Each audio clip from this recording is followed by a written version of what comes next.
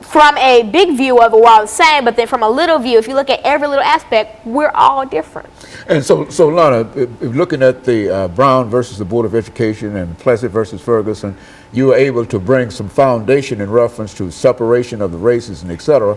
But in spite of all of that, you still believe that that it is the destiny of mankind to come together and everybody's supposed to be able to love one another and accept. Now, how does this leadership conference that you're getting ready to attend, how does that fit into your perceptions in terms of what Dr. Hand is referencing to is the Junior National Young Leaders Conference.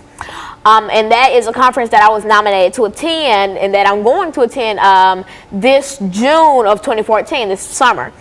Basically, the Junior National Young Leaders Conference is basically where just, academically achieving kids and smart kids and just kids who have special gifts like encore students come together, and then we don't all just sit around at a table for a whole week, and this is a week thing.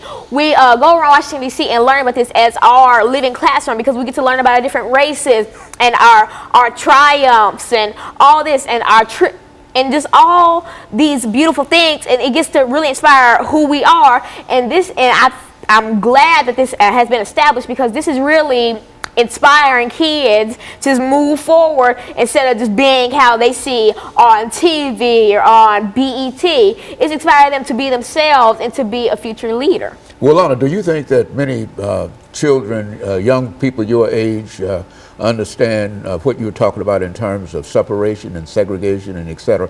And if not, what would you do and what should we do in order to make sure that they have a knowledge of some of the things you're talking about? I don't. I mean, because I can't go down the street and be preaching all this and have a lot of kids say, oh my gosh, I understand how you feel. The majority of them would look at me like I was crazy and say, are you some old lady trapped in a little girl's body?